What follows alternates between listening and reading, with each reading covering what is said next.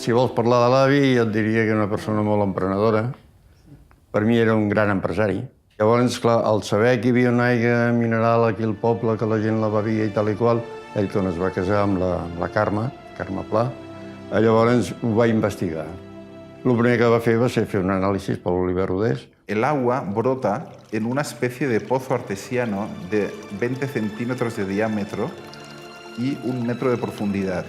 Dicho pozo está practicado en una galería construida a 3,5 metros de la superficie del suelo y se desciende a ella por una ancha escalera. El meu besavi, que és qui va fundar el laboratori, Oliver Rodés, la primera analítica d'una aigua que va realitzar el 1903, el juliol del 1903, va ser l'aigua de Vilajuïga. Des del primer moment es va veure que l'aigua de Vilajuïga era un producte absolutament excepcional, d'una qualitat extraordinària, no? Que com l'aigua de Vilajuïga no n'hi ha pas cap més, i com a aigua de medicinal, vull dir, pel ronyó principalment, no crec que n'hi hagi cap més,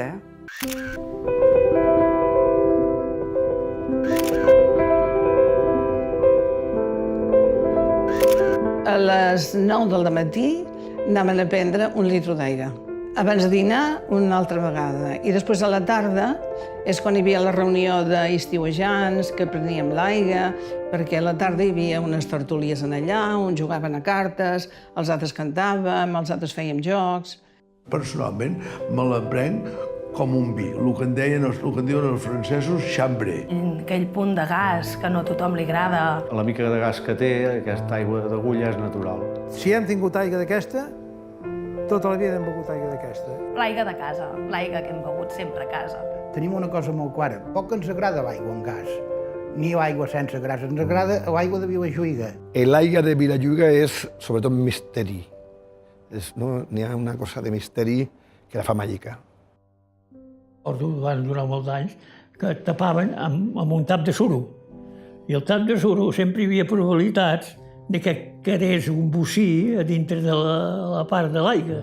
I hi havia una màquina, me'n recordo que hi havia una màquina que anava posant els taps i llavors amb el peu feia zac i ja quedaven tapat. De petitot, de quan anava a estudi, recordo que hi havia molta gent que hi treballava. I la meva feina era netejar ampolles, que abans es netejaven a mà. Llavors baixaven els homes a netejar el pou, que l'havien de treure, l'havien de tenir 2 o 3 dies traient el gas, perquè si no, no haguessin pogut baixar. I he treballat 49 anys a l'empresa, vaig entrar al desembre del 65 i vaig plegar al desembre del 2014. Me'n recordo d'anar a fer cua a l'escaire, que ens donaven ampolles d'aigua i havíem de fer cua perquè, esclar, ens donaven justes les que ens tocaven per les cases. Però allò era bo, Agradava a tothom. Potser a algú no li agradava, però el que agradava molt. Era un aficionat absolut. Tenia tendència, no deixava ningú indiferent. Però una aigua que jo classificaria com a fina, com molt polida i com exquisita al mateix temps. En un moment on tot el tema de natural, tothom parla de natural i quasi no n'hi ha res natural. Quan parlem de natural, aquesta aigua és natural. I això és molt important.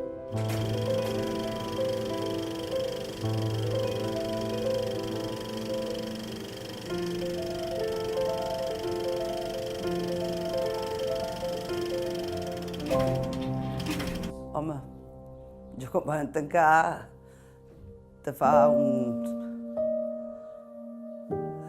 va ser molt de greu.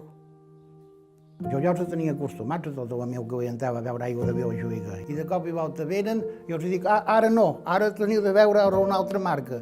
Me va saber greu, tant per les aigues com pel poble, perquè era una llàstima, tant d'anys que es deixés perdre una cosa així.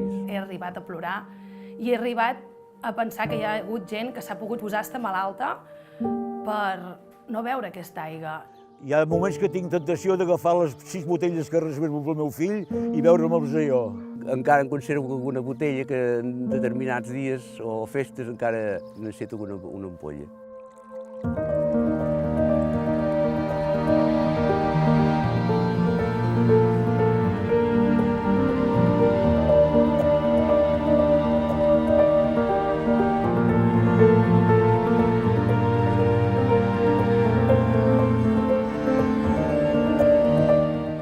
Això és un orgull pel poble i la gent també ha d'estar contenta. es treu una gran rifa, això, vull dir, ha sigut pel poble. Ens omplirà els carrers de gent. L'objectiu important era que Vilajuïga tornés a funcionar. I aquesta gent me dona la sensació, ho estimen això, que els hi agrada.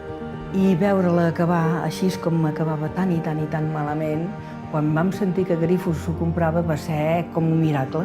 Un projecte com aquest és una qüestió de passió.